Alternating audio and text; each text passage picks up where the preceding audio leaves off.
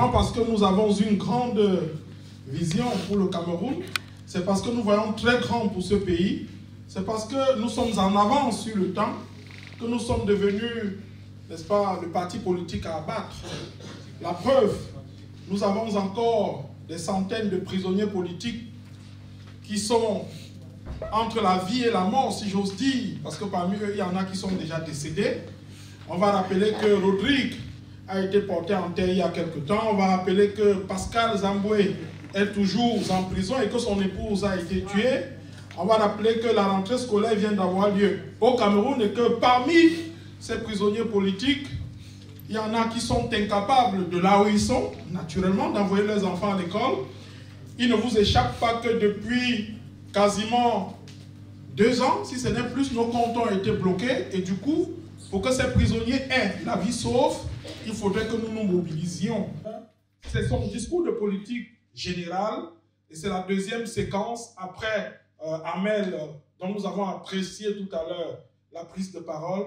Voici, mesdames et messieurs, Olivier Ngor, pour ce qui est du discours de politique générale axé sur les défis de l'identité nationale. Monsieur le communiste. La France et le Cameroun ont un lien qui est tout à fait particulier. Je dis souvent que ici en France, il y a certaines personnes qui sont en mesure d'appuyer un certain bouton qui peuvent changer certaines choses chez nous. Et donc, l'Île-de-France, qui abrite la capitale de ce pays, est aussi le lieu par excellence de tous les mouvements de résistance et d'émancipation politique dans la diaspora. Donc, nous avons un rôle particulier à jouer et c'est pour ça que nous sommes là aujourd'hui. Donc, avant de commencer à parler du défi de la reconstruction de l'identité nationale, je voudrais d'abord féliciter tous les secrétaires d'unité qui sont passés ici avant moi pour la qualité de leurs interventions respectives et pour la vie qu'ils ont apportée à travers leur présentation aujourd'hui. J'aime autant dire que nous n'avons pas fait de grandes présentations de tous ces passages. À chaque fois, les secrétaires d'unité m'ont demandé, mais tiens, communal, qu'est-ce qu'on va dire? Je leur ai dit, faites comme vous sentez, parlez de votre unité avec vos mots et comme vous le sentez. Et ils l'ont vraiment bien fait. Donc je suis très fier de vous, secrétaires d'unité, tous ceux qui sont passés. Bon. Donc le fameux thème de la journée d'aujourd'hui.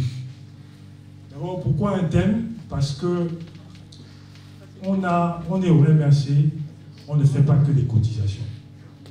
C'est vrai qu'on parle tout le temps de cotisation, cotisation, cotisation. Si on se réunit ici, c'est pour faire de la politique. Parce que c'est la politique qui nous emmène vers les objectifs qui sont les nôtres. Et cet objectif qui est le plus proche, on l'a répété ici déjà plusieurs fois, c'est l'élection de 2025 ou avant. De porter le président Kanto à la tête de l'État du Cameroun pour pouvoir mettre en pratique tout ce que nous avons comme projet de société pour ce pays.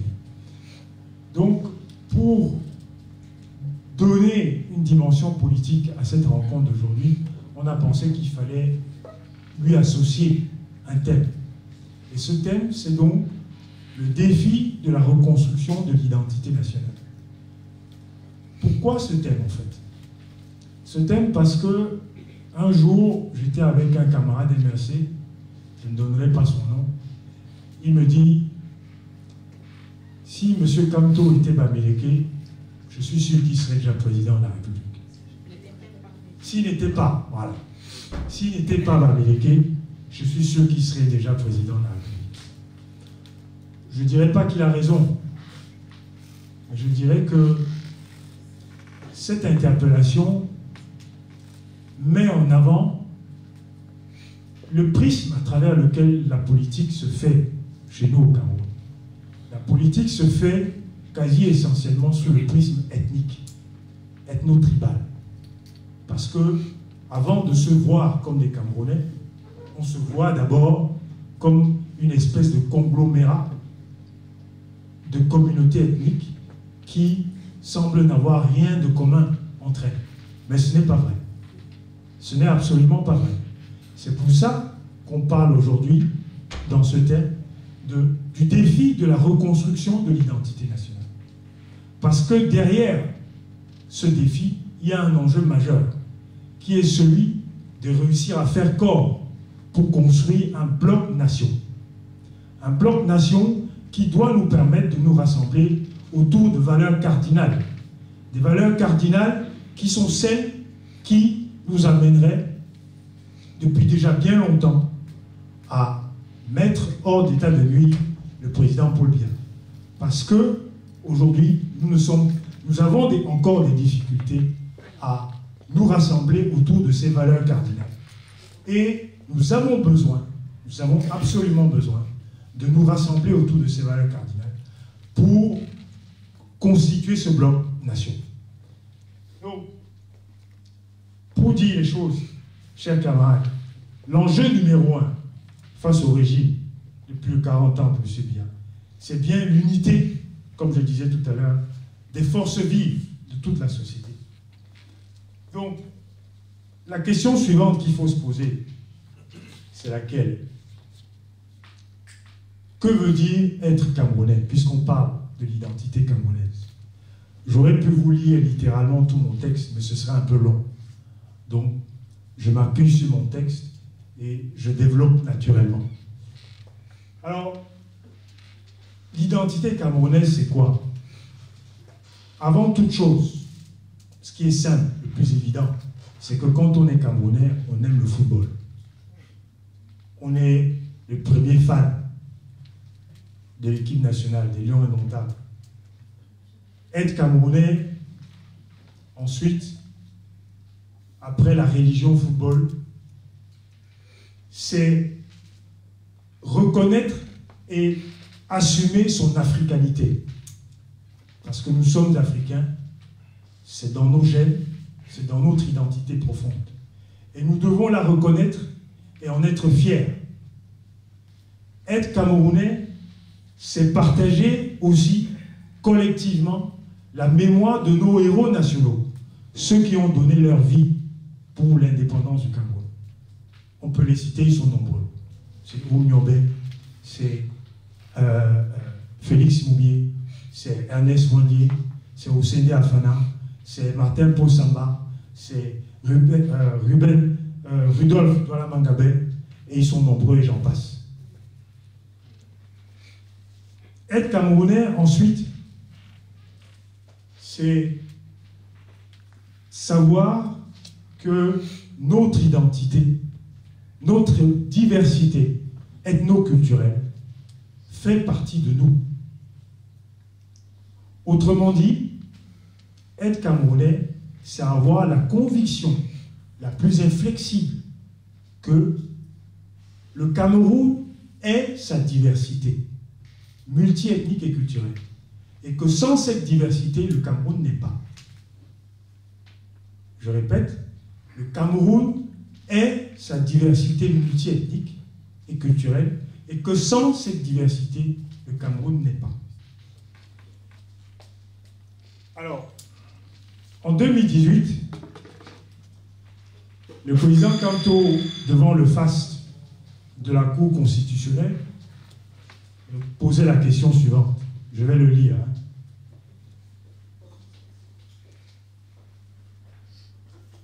Qui parmi nous ici a décidé, a choisi de naître là où il est né? Ça, c'est la question du président Kanto devant la Cour constitutionnelle. Il faisait allusion à l'atmosphère ultra-tribaliste qui avait pollué, pour reprendre ses mots, toute la campagne électorale de 2018. Il posait cette question dans, disons, le cercle circonscrit de tout le conglomérat, comme je l'appelais tantôt, des tribus et ethnies du Cameroun, qui sont innombrables. Il paraît qu'il y en a plus de 200, moi je ne les connais pas toutes. Mais moi je vous repose la question aujourd'hui, mes chers camarades, mes chers amis. Qui a décidé de naître là où il est né? Non pas dans une perception du simple Cameroun, mais dans une perception à l'échelle de l'Afrique tout entière. Pour vous dire que le Cameroun, si vous percevez le Cameroun à l'échelle de toute l'Afrique, vous comprenez intuitivement que compte tenu de sa position géographique, il ne peut sortir, le Cameroun ne peut émerger que si c'est l'association de différents peuples et populations qui ont convergé et fondé ce pays. À partir de là, vous revenez à la compréhension de ce que je disais tantôt, c'est que le Cameroun est sa diversité ethnique et tribale et culturelle, et que sans cette diversité, il n'est pas. D'ailleurs, on va parler d'ethnie tout à l'heure, parce que c'est important de parler d'ethnie. C'est important. Et j'ai oublié de préciser quelque chose, peut-être dans l'entame de mon propos, pour dire que on dit souvent que le MRC, c'est le parti des Bamileke. Moi, je ne suis pas Bamileke. Moi, je ne le suis pas. Mon nom l'indique, et je confirme que je ne le suis pas. Même pas à moitié. Et si je suis ici, si mes camarades de l'Île-de-France m'ont donné d'être parmi vous ici aujourd'hui, et de prendre cette parole, ce n'est pas pour être un faire-valoir, pour dire que non, parce que lui, il a un nom différent, il faut le mettre devant. Comme ça, ça va colorer. Ceux qui me connaissent un peu savent que c'est impossible. Ce qui me porte ici, c'est l'engagement que j'ai pour mes camarades MRC, pour vous tous, pour ce parti, pour l'idéal qu'il représente, pour l'objectif pour ce rêve que nous caressons tous, qui est celui de voir le changement dans ce pays. Donc c'est cet engagement qui me met ici. Ce n'est pas le fait de m'appeler comme je m'appelle. Ça n'a rien à voir. Et je ne suis pas le seul exemple, il y en a plein d'autres. Celui qui entretiendra ici l'Assemblée sur ce même thème tout à l'heure après moi, lui non plus, je crois qu'il n'est pas de l'Ouest. Et ce n'est pas non plus un faire-valoir, vous le connaissez. Je ne vais pas le suivre.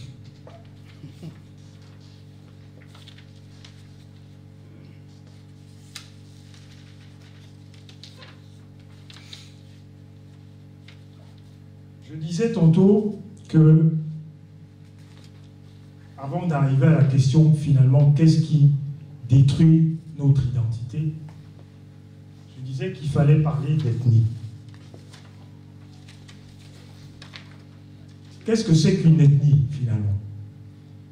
Une ethnie, pour faire simple, c'est un groupement d'individus qui ont une ascendance culturelle, historique et civilisationnelle commune. Donc quand on dit civilisationnel, ça veut dire les traditions, les coutumes, les façons de faire, etc. Merci. C'est ça, quand on a les géants dans un parti, il faut un peu soulever le micro. Non, ça va. Donc, de façon simple, c'est ça une ethnie. Et la question est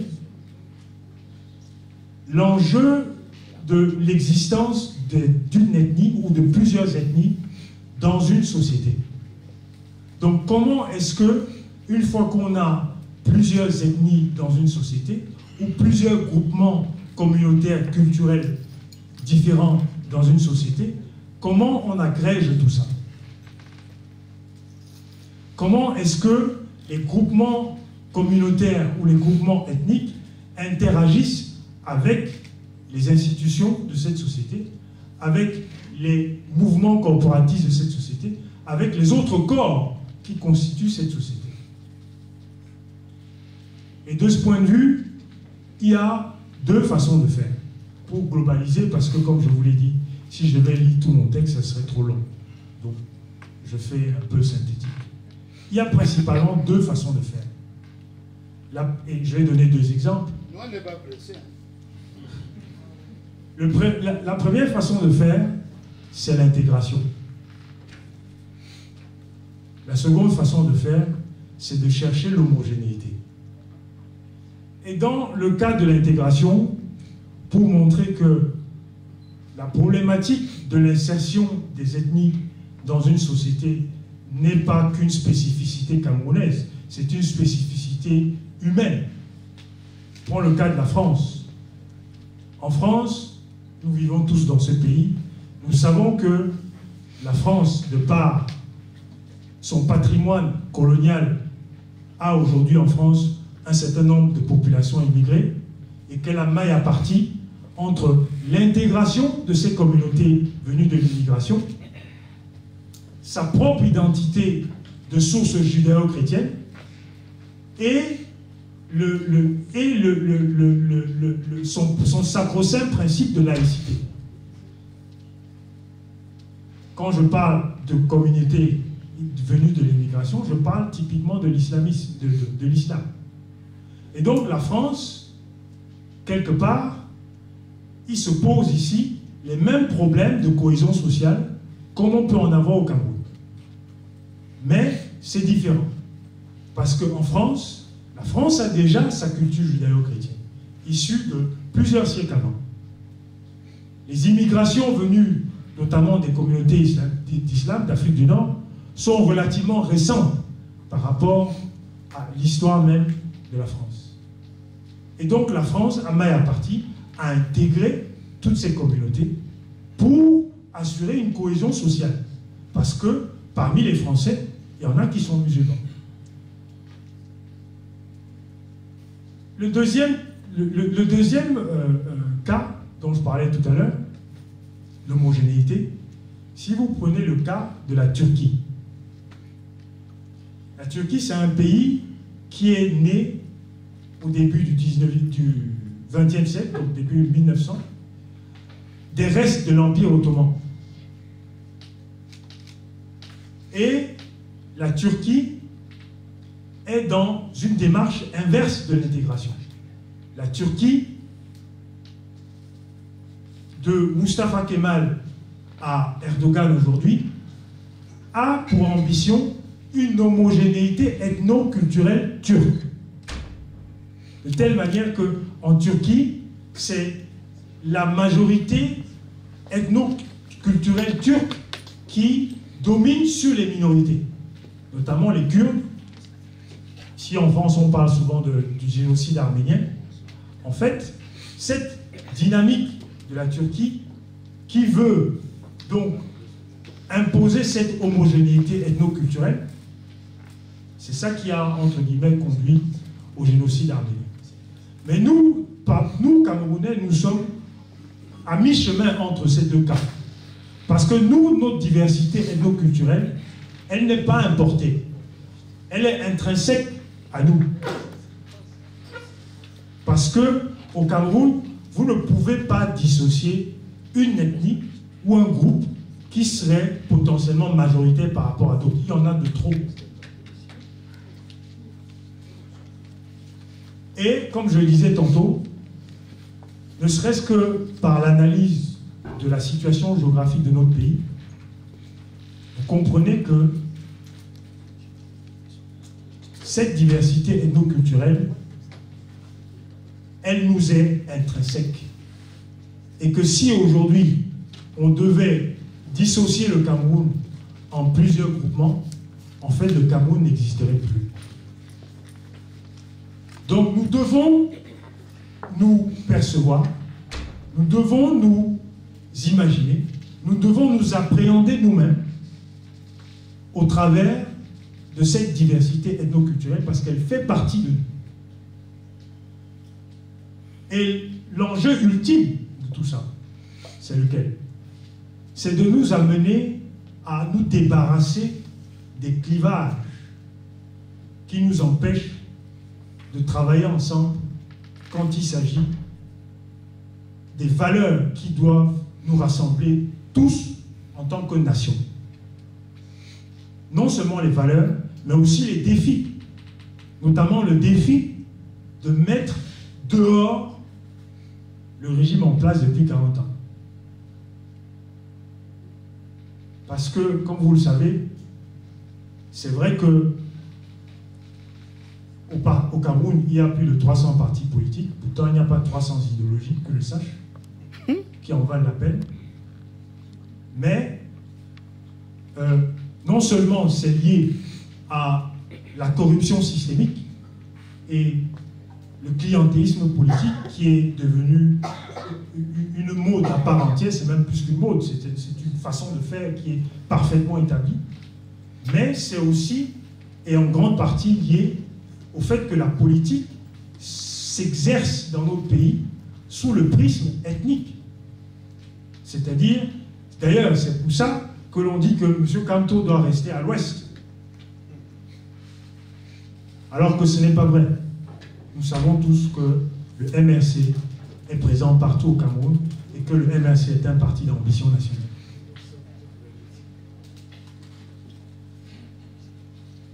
Puisque nous avons parlé d'ethnie, je voudrais maintenant aborder l'autre point qui est celui de... Je crois que je vais abandonner mes feuilles et je vais parler tranquillement.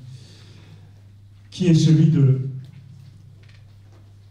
Qu'est-ce qui détruit notre identité nationale? Parce qu'on a parlé d'ethnie, on a parlé du thème, on a insisté sur le fait que le Cameroun est sa diversité et que sans cette diversité, il n'est pas. Maintenant, qu'est-ce qui détruit cette identité? En fait, ce qui détruit cette identité nationale, c'est tout ce qui remet en question l'idée selon laquelle nous sommes notre diversité culturelle. Et que ce n'est pas quelque chose d'importé, comme en France. C'est quelque chose qui est propre à nous.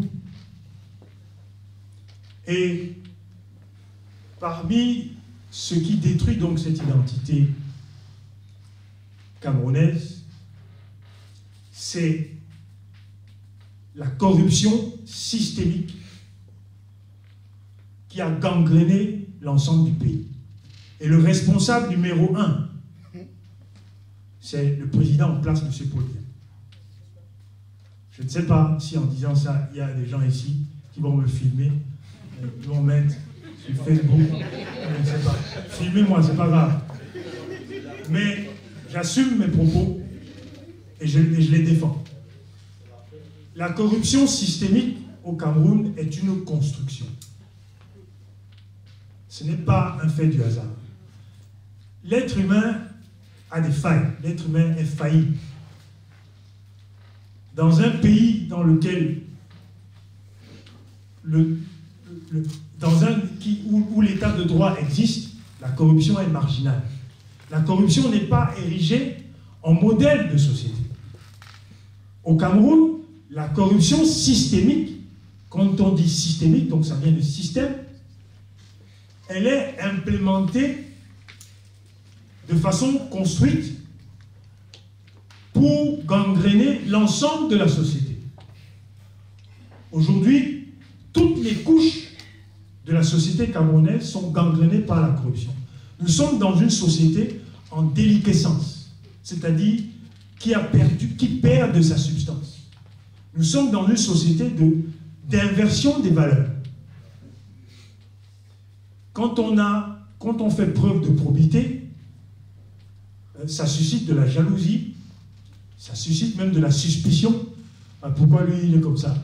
Oui, quoi que quoi. Il pense qu'il est mieux que les autres. Et le parrain du système, c'est le président Paul Biya. Lui-même reconnaît la corruption et la mauvaise gouvernance. Parce que la corruption est égale à la mauvaise gouvernance. La mauvaise gouvernance est juste un corollaire de la corruption. Parce que la mauvaise gouvernance, ça veut dire quoi? Ça veut dire on fixe des grands objectifs, des grandes ambitions de Paul Biya, des grandes réalisations. On se donne même les moyens de pouvoir les réaliser, mais en pratique, on crée des mécanismes qui nous éloignent structurellement des objectifs qui sont posés. Ça s'appelle une gouvernance désaxée, c'est-à-dire l'objectif il est à gauche, la direction elle est à droite. Jamais on arrive à atteindre l'objectif. et on construit une société qui est fondamentalement corrompue. La corruption ne fait pas partie de nos valeurs. Et cette corruption, pourquoi est-ce qu'elle détruit notre identité? C'est parce qu'elle finit par aboutir à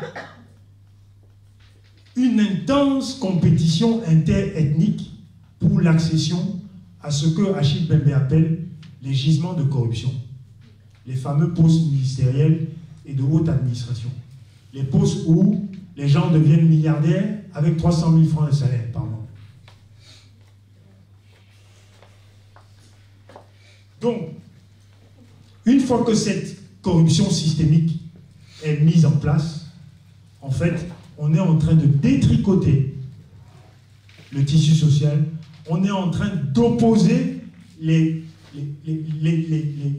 communautés entre elles, on est en train d'opposer les ethnies entre elles, et on est en train de détruire ce qui fait de nous d'être Camerounais. Donc, c'est pour ça que je redis que le destructeur numéro 1 de l'identité camerounaise s'appelle Paul Biya.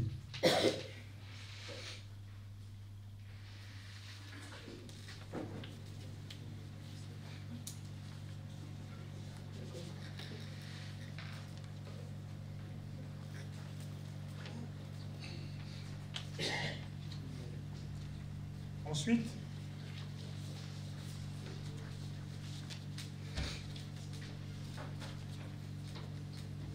comment maintenant, puisque c'est un défi de reconstruire l'identité nationale, parce qu'elle est abîmée, notre identité nationale, puisque c'est un défi, il y a des éléments qui sont évidents, des moyens qui sont évidents pour relever ce défi et reconstruire notre identité nationale. Le premier, c'est d'abord de respecter nos propres lois. Parce que la Constitution du Cameroun, dans son préambule, a 2 passages. Le premier, c'est que, je ne vais pas vous le lire, je vais le paraphraser. Le peuple camerounais déclare que chaque Camerounais est égaux, que tous les Camerounais sont égaux, sans distinction, et que le Cameroun reconnaît les droits universels des hommes. À partir du moment où vous reconnaissez n'importe quel individu comme quelqu'un à qui vous lui reconnaissez ses droits universels d'être humain, vous ne pouvez pas le distinguer, vous ne pouvez pas le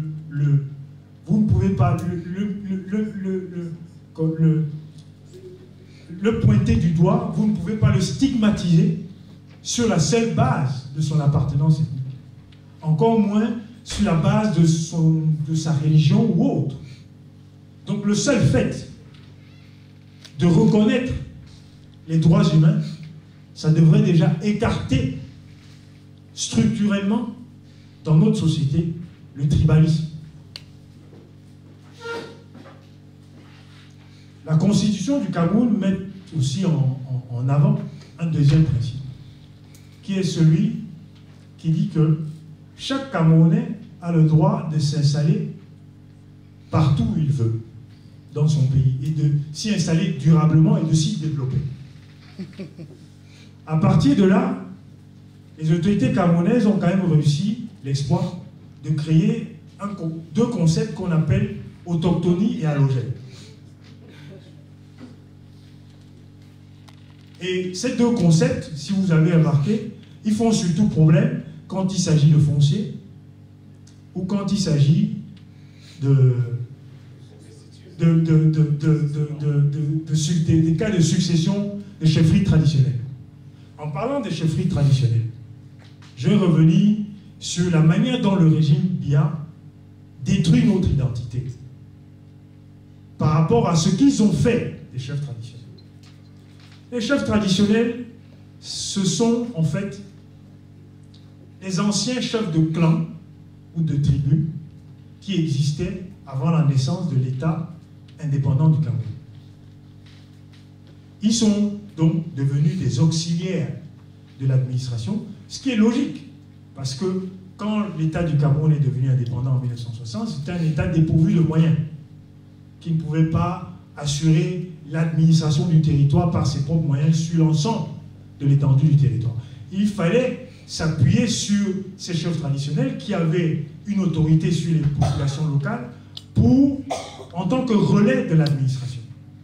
Sauf que le relais est devenu un militant du NDPC.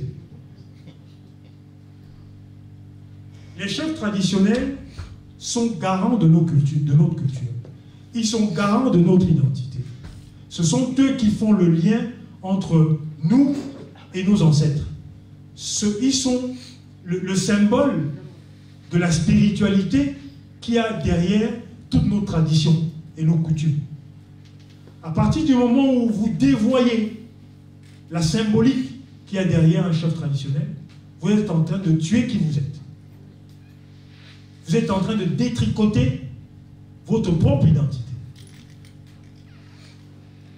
Et donc, en faisant des chefs traditionnels, des relais du NDPC, des marionnettes du NDPC, en fait, c'est un meurtre contre la société camerounaise. C'est un meurtre contre notre identité. Donc quand je dis que c'est ma conviction personnelle, que le premier responsable du danger que nous voyons tous arriver, qui est l'implosion de ce pays, il a un nom, je l'ai déjà donné.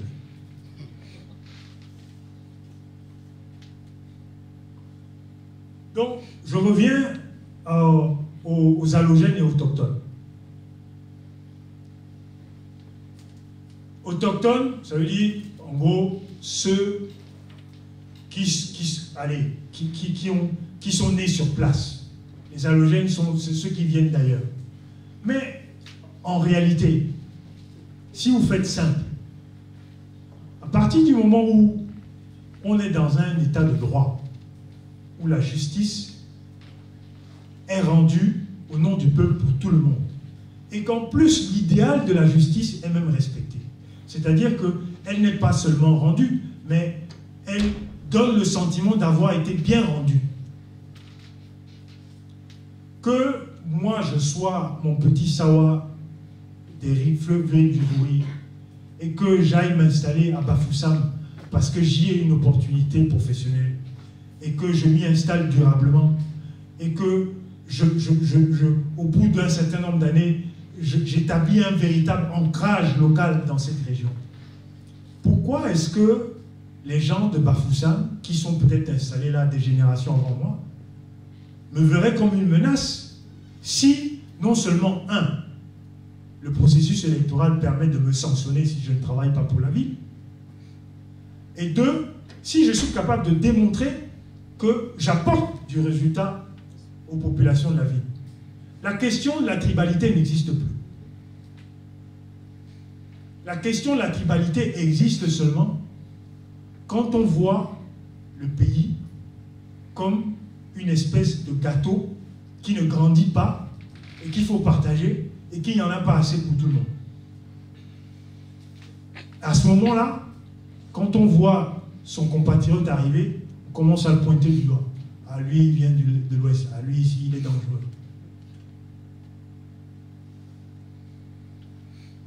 Et donc, ce concept d'autochtonie, d'allogène,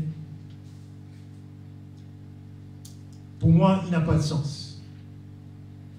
C'est encore une façon, c'est un raccourci que le régime a pris pour tenter de résoudre maladroitement les conflits liés au foncier et certains conflits liés à la représentativité dans les chefferies traditionnelles. Ce qui tue notre identité, c'est ce qu'ils ont fait de notre football. Je disais au départ que quand on est Camerounais, le football te permet au moins de bomber le torse partout où tu passes. Ah, moi je suis Camerounais, j'ai joué au foot. Ah oui, c'est vrai. Roger Mila, commence à citer tous les grands noms. Maintenant, les Lions indomptables sont devenus une mascarade, je suis navré de le dire. Le spectacle auquel on assiste aujourd'hui, avec Samuel Eto'o et tout le reste, c'est un spectacle qui est affligeant. Et ce n'est pas aujourd'hui que ça dure. Pourquoi c'est comme ça? Parce que, en fait, le football camerounais fonctionne à l'image du Cameroun lui-même. Tout simplement parce que c'est la corruption et le clientélisme partout. Mais ça a des conséquences qui peuvent être très dangereuses parce que le football est un facteur de cohésion nationale important. Et si on le détricote lui aussi, on est encore une fois en train de détruire une partie de ce qui fait notre identité.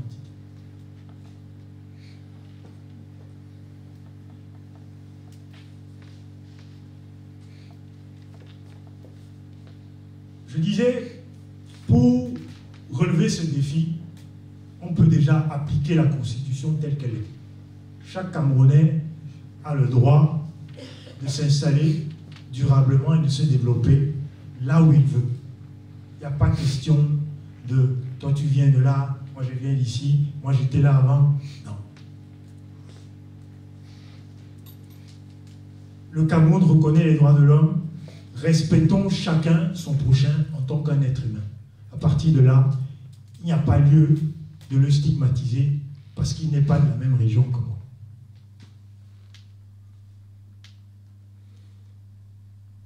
Pour faire barrière au tribalisme, il y a un autre moyen qui est simple. C'est le développement économique et social. Parce que les gens ont ces problèmes de tribalisme quand il y a un peu d'oisiveté, quand il y a des problèmes d'éducation, quand il y a des problèmes d'ouverture d'esprit.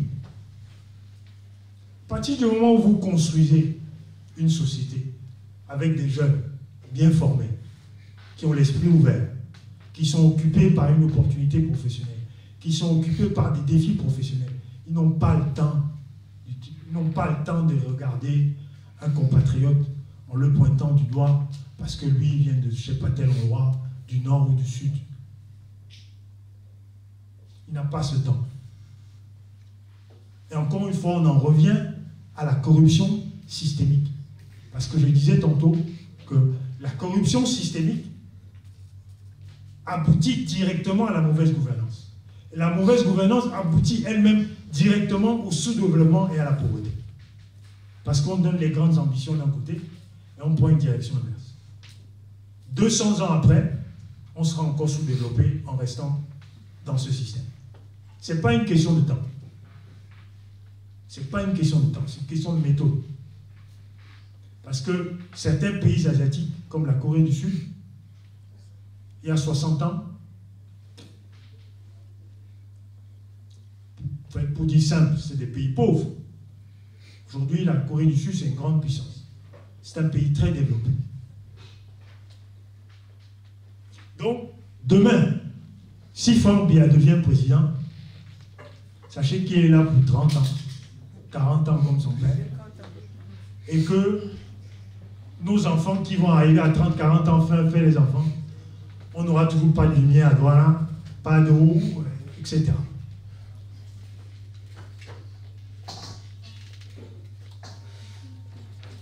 Enfin, et je vais terminer là, pour faire barrière, il y a une réponse qui englobe tout, pour faire barrière au tribalisme et revenir à ce qui nous est propre, c'est-à-dire l'intégration intrinsèque de notre diversité ethno-culturelle en tant que Camerounais, en tant que marqueur identitaire fort, fondamentalement caractéristique. C'est de construire une véritable république. Parce que la République a deux caractéristiques. Elle protège et elle nourrit ses enfants. Quand on dit que la République protège et nourrit ses enfants, ça veut dire que elle est là pour tout le monde sans différenciation quand il faut protéger les droits individuels de chacun, qu'il s'agisse d'une minorité ethnique ou d'une majorité ethnique, ou d'un groupe social, ou d'une corporation professionnelle.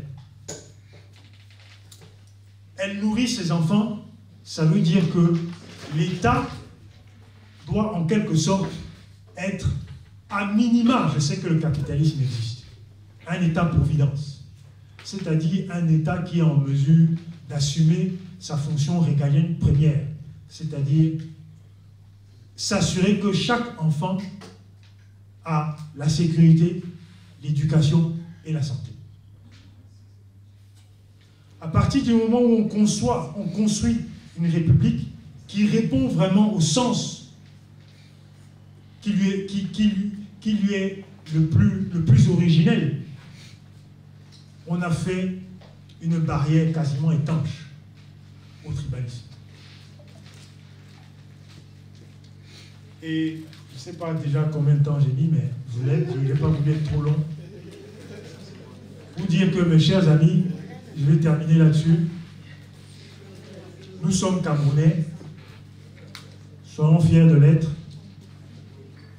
Moi, je suis Sawa, comme je l'ai dit. Un de mes plats préférés, c'est le condré. C'est ma belle-mère qui me le fait. J'adore ça.